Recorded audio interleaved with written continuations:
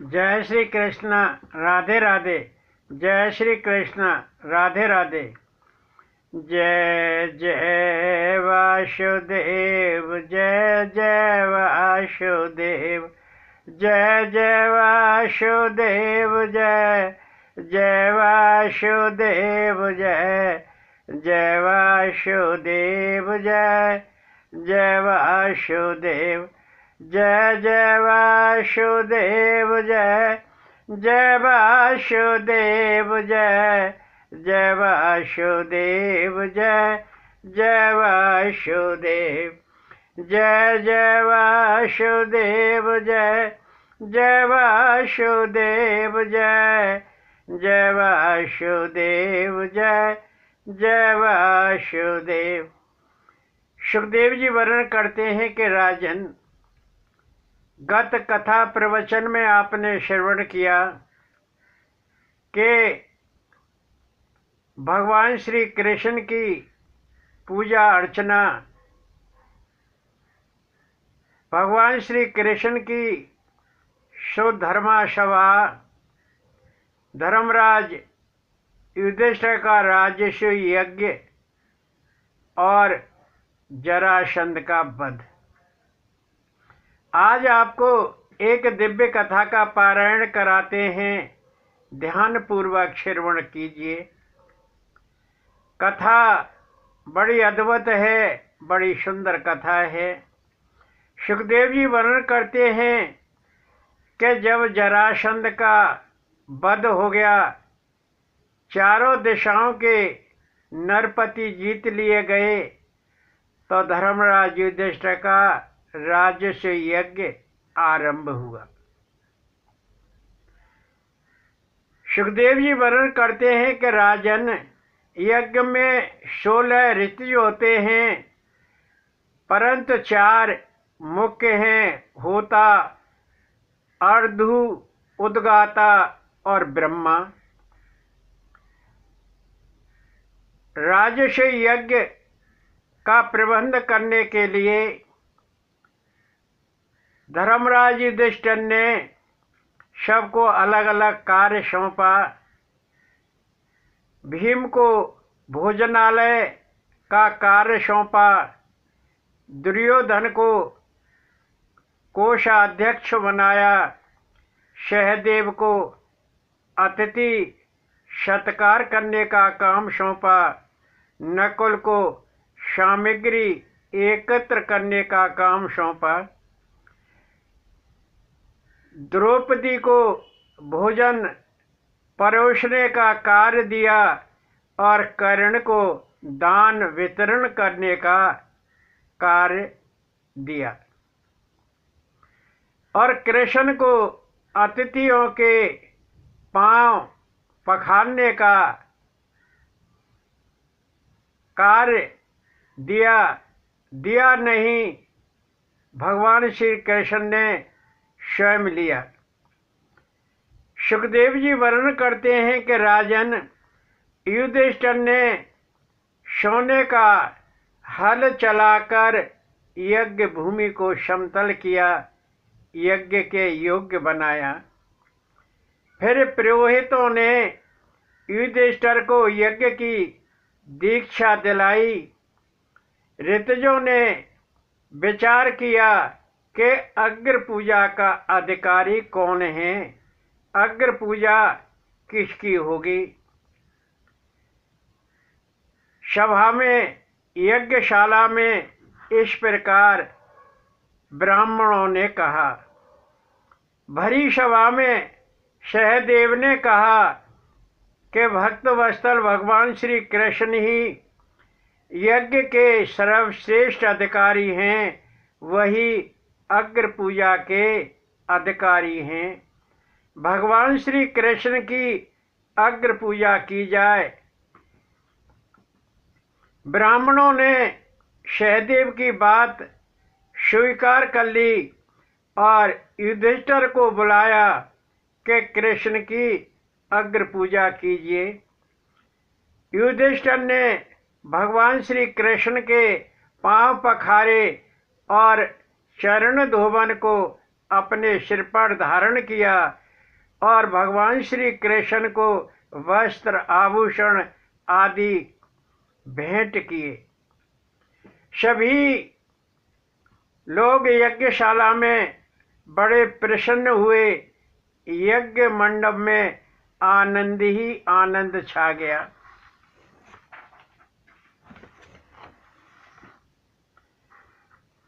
सुखदेव जी वर्णन करते हैं कि राजन, भरी सभा में शिशुपाल भी यह सब देख रहा था। शिशुपाल का आक्रोश फूट पड़ा। यह शिशुपाल कौन है? यह चेदीराज दमघोष का पुत्र है। इसकी माँ श्रुतश्रवा है, जो कृष्ण की बुआ है। शिशुपाल बड़ा मूर्ख, निर्लज्ज, बिल्कुल नहीं घबराया। कहने लगा कि ग्वाला, छलिया, भांड मटकाने वाला, रण भगोड़ा, कुल कलंकी, न इसकी जात है न इसका वर्ण है। चरवाहा, चोर, लुटेरा, छलिया, अग्र पूजा का अधिकारी कैसे हो सकता है? इन बुड्ढों की तो मत मारी गई है। क्या कौवा भी पुरोडास का अधिकारी हो सकता है? शिशुपाल क्रोध में भरकर कृष्ण को इस प्रकार कहने लगा, और वो इतना अमर्ष में भर गया, इतना क्रोध में भर गया कि वह कृष्ण की ओर झपटा। कृष्ण ने कहा कि बस बहुत हो गया, तेरे 100 दोष पूरे हो गए, अब मत बोल। कृष्ण ने चक्कर से उसका सिर उतार कर अलग कर दिया। उसके साथी इधर उधर छिप गए और यज्ञशाला से भाग गए। इस प्रकार युधिष्ठिर का यज्ञ, राजस्व यज्ञ आरंभ हुआ और वह यज्ञ संपन्न हो गया। भगवान श्री कृष्ण जब राजस्व यज्ञ संपन्न हो गया तो कहने लगे कि धर्मराज, अब मैं द्वारका चलूं। धर्मराज ने कहा कि प्रभु और रुकिए, अभी तो यज्ञ संपन्न हुआ है। भगवान श्री कृष्ण ने कहा कि मुझे द्वारका को भी जाकर देखना है, कोई उपद्रव न कर दे। कृष्ण नहीं माने और द्वारका के लिए चल दिए। सुखदेव जी वर्णन करते हैं कि राजन, कुंडनपुर में जब शिशुपाल की बारात गई थी तो उस बारात में शाल्व बाराती था और रुक्मिणी का हरण हो गया था। तभी शाल्व ने प्रण किया था कि शिशुपाल, मैं कृष्ण को मारकर तेरा बदला अवश्य लूंगा। शाल्व ने शंकर भगवान की तपस्या की और तपस्या से शंकर भगवान प्रसन्न हुए। शंकर भगवान तो आशुतोष हैं, शीघ्र ही प्रसन्न होने वाले हैं, और कहा कि शाल्व तू वर मांग, मैं तेरी तपस्या से प्रसन्न हूँ। शाल्व ने कहा कि भगवान, मुझे ऐसा विमान दो जिसे कोई न तोड़ सके और जहाँ मेरी इच्छा हो वहाँ पहुँच जाए। शंकर भगवान ने कहा ठीक है, मैं दानव का बनाया हुआ शौभ विमान शाल्व को दिया और शाल्व उस शौभ नामक विमान में बैठकर द्वारकापुरी पर हमला बोल दिया। बाग बगीचे फाटक आदि सब तहस नहस कर दिए।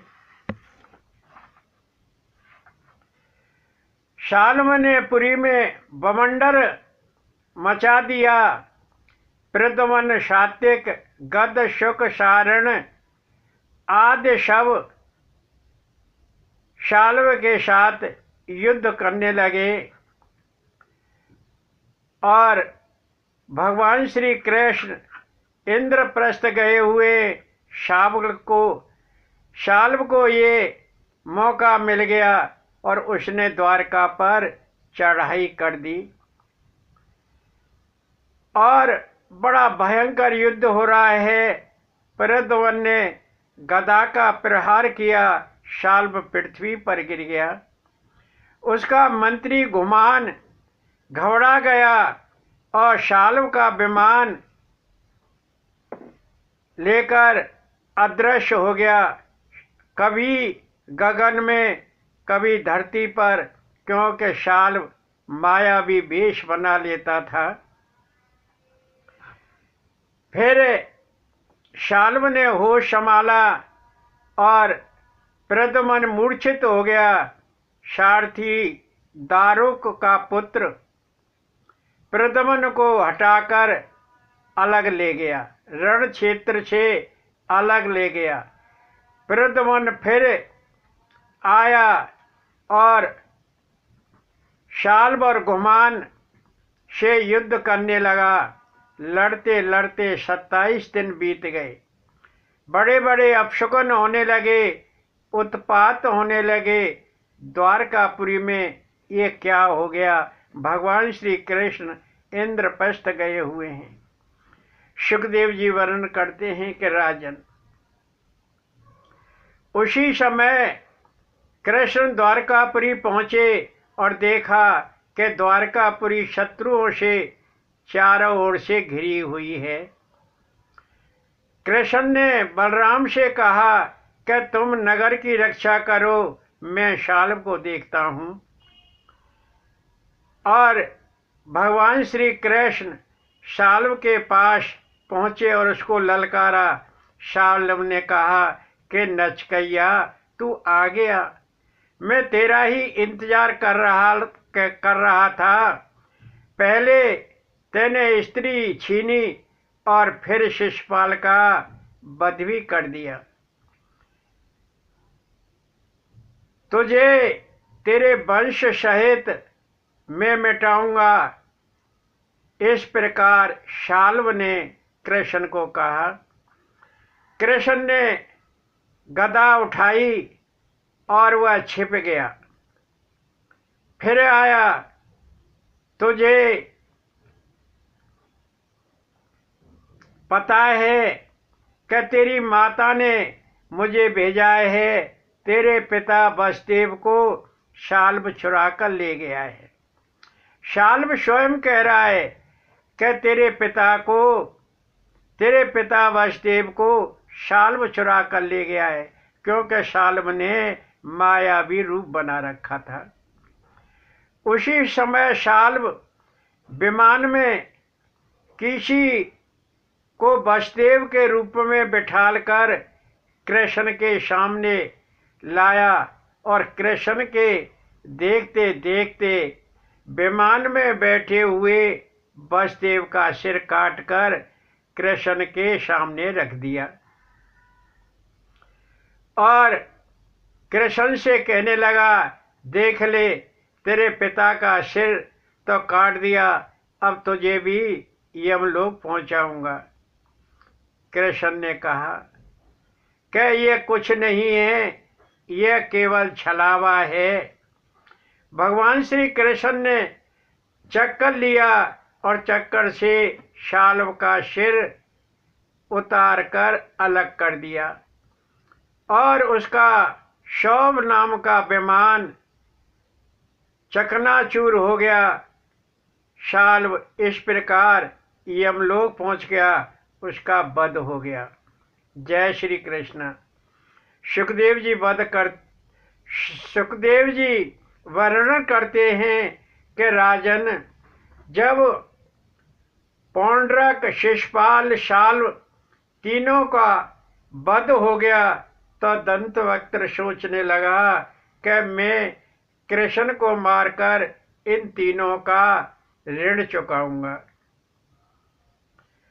दंतवक्त्र ने भगवान श्री कृष्ण को जाकर द्वारकापुरी में ललकारा। कृष्ण ने कहा कि बुआ, श्रुत देवा करुष नृप वृद्ध वर्मा को ब्याही है और यह दंतवक्त्र उसी का पुत्र है। अर्थ हुआ कि मेरी बुआ का पुत्र है। दंतवक्त्र ने गदा से कृष्ण के सिर पर वार किया और कृष्ण को बड़ा गुस्सा आया। भगवान कृष्ण बड़े क्रोध में भर गए और उन्होंने कौमुदी गदा से दंतवक्त्र को मारकर यमलोक पहुंचा दिया।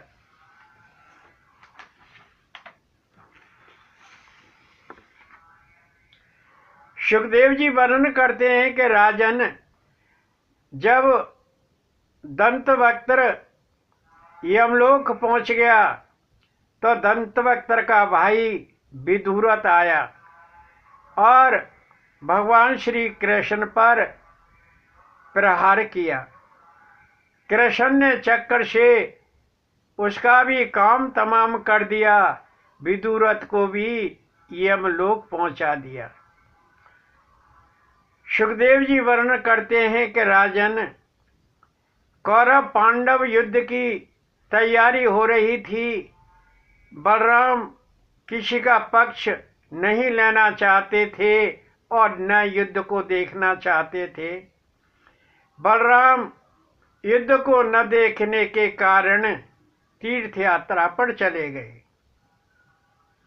त्रितकूप, पृथुदक, ब्रह्म तीर्थ, बिंदुसर, सुदर्शन तीर्थ, विशाला तीर्थ, चक्कर तीर्थ, सरस्वती, गंगा, यमुना और नैमिषारण्य में बलराम जी पहुंचे।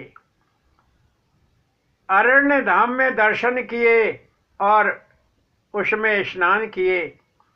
नैमिषारण्य में उस समय सत्संग चल रहा था। व्यास गद्दी पर रोमहर्षण सूत जी विराजमान थे। जब बलराम जी सत्संग में पहुंचे तो ऋषि मुनि खड़े होकर बलराम जी का स्वागत सत्कार करने लगे। उनको प्रणाम किया, नमस्कार किया। रोमहर्षण सूत जी न तो खड़े हुए न बलराम जी को प्रणाम किया। वह स्वयं को ऋषि मुनियों से भी ऊंचा समझने लगा कि मैं व्यास गद्दी पर बैठा हुआ हूँ। भगवान श्री कृष्ण का मान, भगवान श्री बलराम का मान सम्मान नहीं किया। रोमहर्षण महर्षि व्यास का शिष्य है। वेद पुराण पढ़कर विद्वान तो हो गया। महर्षि व्यास जी से शिक्षा ग्रहण कर ली, परंतु उसके संस्कार सदाचार नहीं आए। बलराम जी कहने लगे कि ये बड़ा घमंड वाला है, यह मृत्यु दंड का भागी है। बलराम जी ने मन में सोचा कि मैं क्षत्रिय हूँ, परंतु तीर्थ यात्रा पर हूँ। उन्हें गुस्सा आ गया क्षत्रिय होने के कारण और कुश से रोमहर्षण पर प्रहार किया और उसका संहार कर दिया। देखकर ऋषि मुनियों में हाहाकार मच गया। ऋषि मुनि बड़े दुखी हुए, बड़े संतप्त हुए, बड़े पीड़ित हुए। हमने ही रोमहर्षण को व्यास गद्दी पर बिठाया था, यह हमसे भिन्न नहीं था। सत्संग सत्र संपन्न नहीं हुआ, ये क्या हो गया। हमने इसको कष्ट रहित शरीर प्रदान करने की प्रार्थना की थी। जब तक सत्र चले तब तक यह निरोग रहे और दीर्घ आयु प्राप्त करे। भगवान, आपने इसको जान से मार दिया, यह ब्रह्म हत्या है। इसका प्रायश्चित तो आपको करना ही पड़ेगा। भगवान, आप स्वयं योगेश्वर हैं, भगवान हैं, स्वामी हैं। भले ही यह काम अनजाने में या क्षत्रियपन में हुआ हो, परंतु है तो अपराध। भगवान, प्रायश्चित तो करना ही पड़ेगा, आपकी इच्छा से ही पूर्ण होगा। शिक्षा हेतु हमारी भागीदारी होगी और सब कुछ ठीक हो जाएगा। इस प्रकार ऋषि मुनियों ने बलराम जी से कहा। बलराम जी ने कहा कि मुनियों, प्रायश्चित कैसे करूं, आप तनिक संकेत तो करिए। ऋषि मुनियों ने कहा कि भगवान, आपका पराक्रम व्यर्थ न जाए और इसकी मृत्यु व्यर्थ न जाए, इस प्रकार प्रायश्चित किया जाए। बलराम जी ने कहा कि ऋषिवर ऐसा मानते हैं कि आत्मा ही पुत्र रूप में जन्म लेती है। सो रोमहर्षण का पुत्र उग्रश्रवा सूत कथा का प्रवचन देगा और आपका यज्ञ संपन्न हो जाएगा। मेरे योग बल से रोमहर्षण दीर्घ आयु को प्राप्त होगा। और कोई उपाय हो तो मुझे बताइए। इस प्रकार बलराम जी ने ब्रह्म हत्या का प्रायश्चित किया। ऋषि मुनियों ने कहा कि भगवान, इलबिल का पुत्र बलबल यज्ञ में मांस, मदरा, रक्त, हड्डियां फेंककर यज्ञ भूमि को दूषित करता रहता है। उसका कल्याण कीजिए, उसको मारिए, हमारा यज्ञ संपन्न हो जाएगा। सुखदेव जी वर्णन करते हैं कि राजन, उग्रश्रवा सूत जी यज्ञ में प्रवचन देने लगे। यज्ञ सत्र चलने लगा और उसी समय काली काली भयंकर अंधड़ आई। यज्ञ में मलमूत्र फेंककर बुरा हाल कर दिया। मांस, मदरा, विष्ठा से यज्ञ शाला दूषित हो गई। मुनि ऋषि घबरा गए। अचानक वर्षा होने लगी। एक दैत्य त्रिशूल लेकर आया। भयंकर मुंह, झूले सी मूछें, पहाड़ सा शरीर, बड़ा विशालकाय, खून से लथपथ आकाश में विचरण कर रहा है। बलराम जी ने हल्की फाल से उस दुष्ट को खींचा और सिर पर मूसल मारी। वह दैत्य अर्थात बलवासुर यमलोक पहुंच गया। उसका काम तमाम हो गया। ऋषि मुनि देवता बड़े प्रसन्न हुए। बलराम जी पर फूलों की बरसात की। इस प्रकार बलराम जी ने यज्ञ संपन्न कराया। विदा होकर बलराम जी पुनः तीर्थ यात्रा पर चले गए। सुखदेव जी वर्णन करते हैं कि राजन, बलराम जी ने तीर्थ यात्रा पर कौशिकी, सरयू, प्रयागराज, संगम, पुल्हा आश्रम, गंडकी जिसे चक्र नदी कहते हैं, विपाशा, गोमती, सोन नद, गंगा सागर, परशुराम निवास, महेंद्र गिर, शिव निवास, श्रीशैल, वेंकटाचल, बालाजी, कामाक्षी,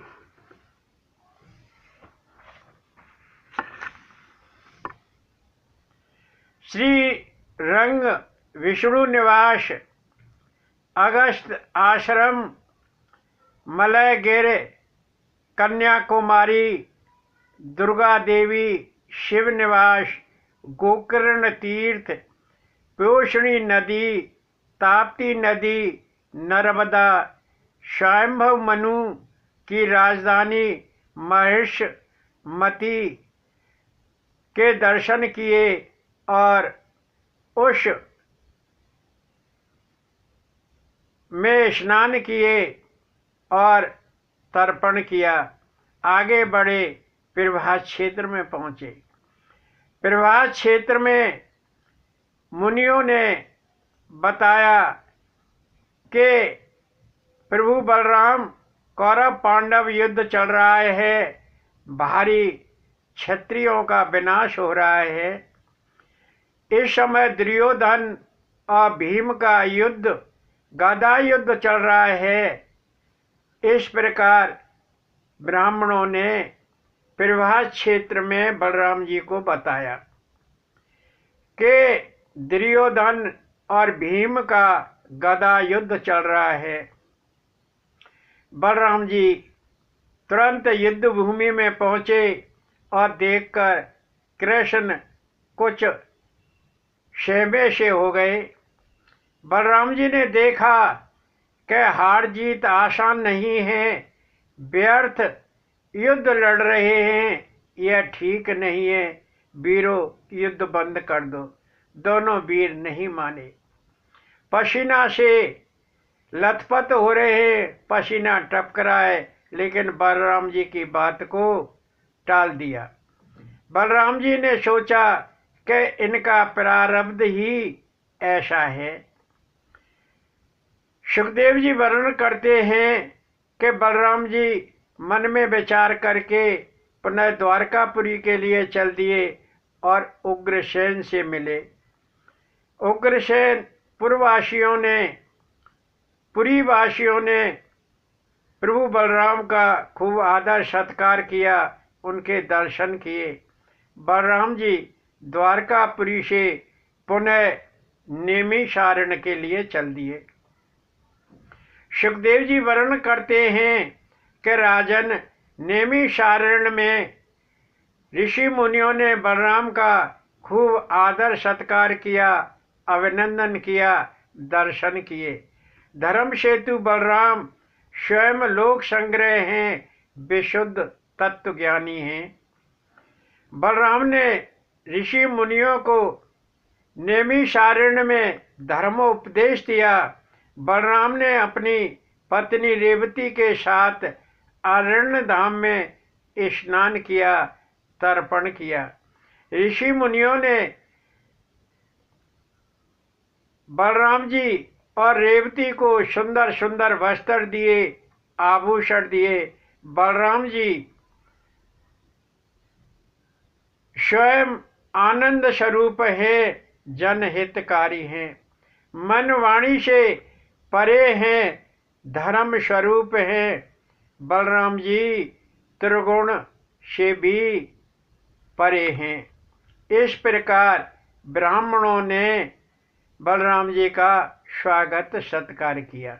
सुखदेव जी वर्णन करते हैं कि राजन, जिसके पास 6 वस्तुएं सुखकर होती हैं, वह मनुष्य सुखी होता है।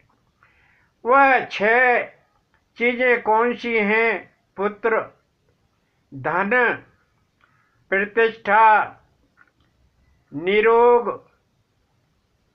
निरोगी काया, पुत्री और सकलांग। सकलांग का अर्थ है जिसके सारे अंग हृष्ट पुष्ट हैं, ठीक ठाक है। जिसके पास पुत्री है, जिसके पास पुत्र है, जिसका शरीर निरोग है, और जिसके पास यश वैभव संपत्ति है और जिसके पास प्रतिष्ठा है, वह मनुष्य इस संसार सागर में सुखी है। इस प्रकार